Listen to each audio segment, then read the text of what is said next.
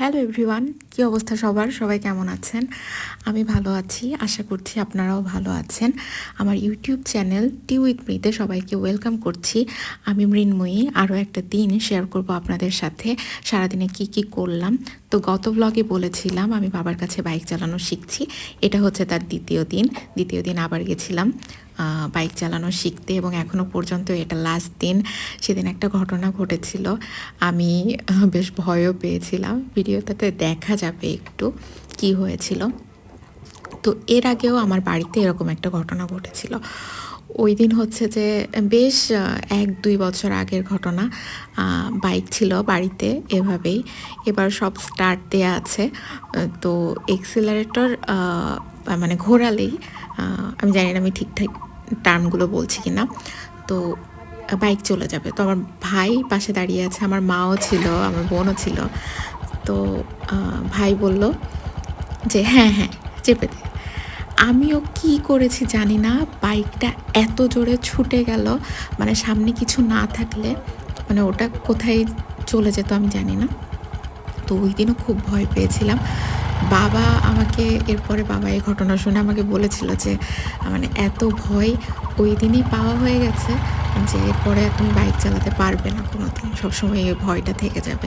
তো আমার বাইকে আমি যেটা দেখলাম যে অনেক কিছু মেনটেন করতে হয়, অনেক দিক খেয়াল রাখতে হয়, পায়ের, 2 হাতের, অনেক কিছু।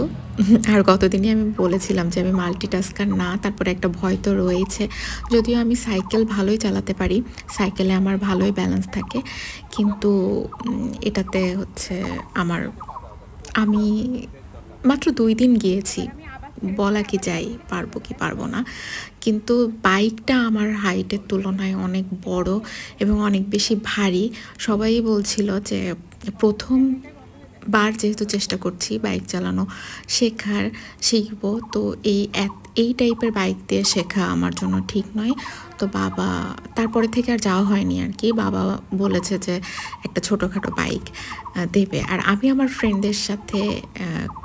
একটা ফ্রেন্ডের সাথে কথা বলছিলাম এই বিষয়ে। তো ও আমাকে বললো যে স্কুটি চালানো শেখ। স্কুটি তো যেহেতু সাইকেল চালাতে পারি, স্কুটি একবারেই পেরে যাবি, প্রায় সাইকেলের মতোই ব্যাপার। তো দেখা যাক।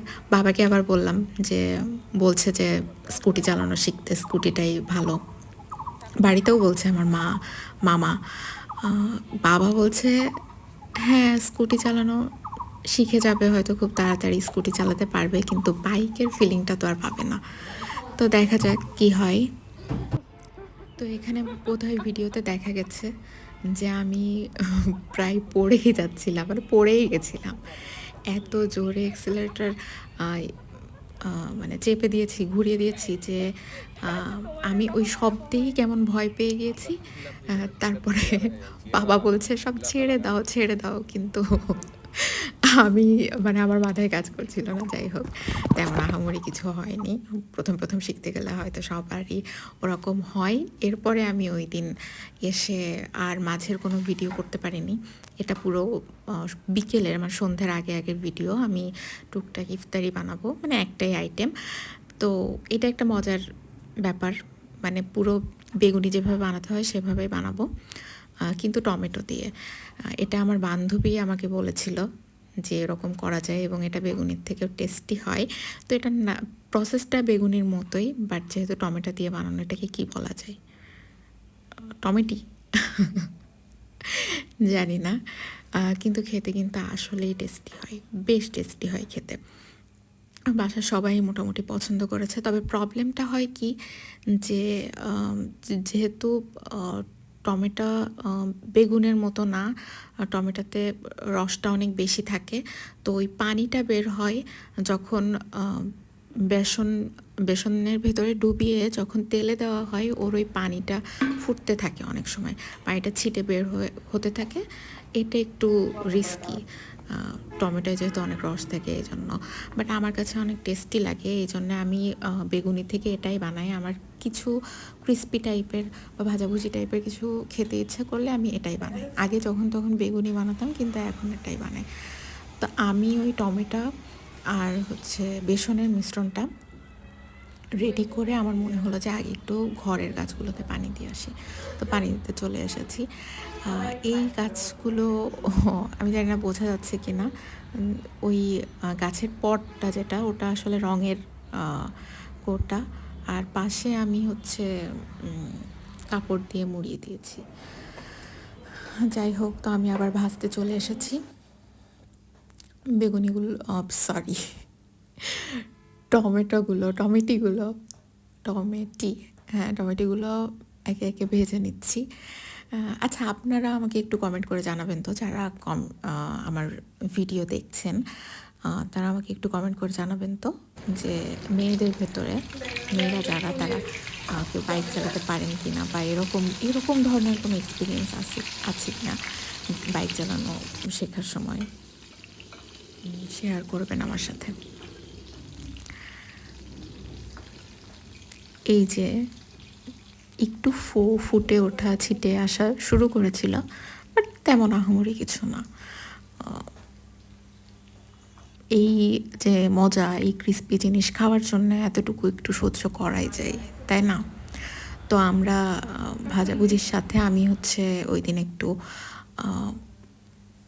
ছোলা মুড়ি মাখিয়েছিলাম, তারপরে একটু কাসুন্দি অ্যাড করেছিলাম তার সাথে, ভালোই টেস্টি হয়েছিল। আর আমাদের বাড়িতে চা কফি খুব ম্যান্ডেটরি একটা বিষয়, খেতেই হবে। এটা না খেলে দিন ভালো যাবে না, বা ভাল লাগছে না। আমার মায়ের তো আরও বেশি ভাল লাগছে না, কেমন মাথা ঝিমঝিম করছে, এরকম একটা বিষয়।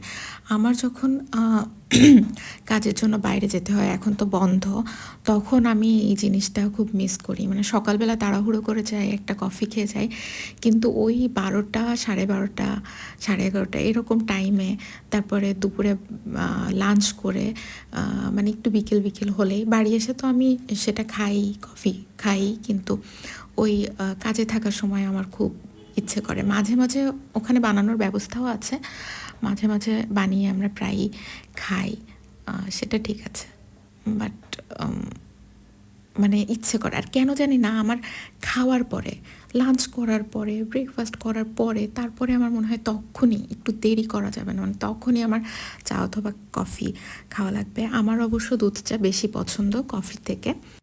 আপনারা আমাকে কমেন্ট করে জানাবেন তো কার কোনটা পছন্দ।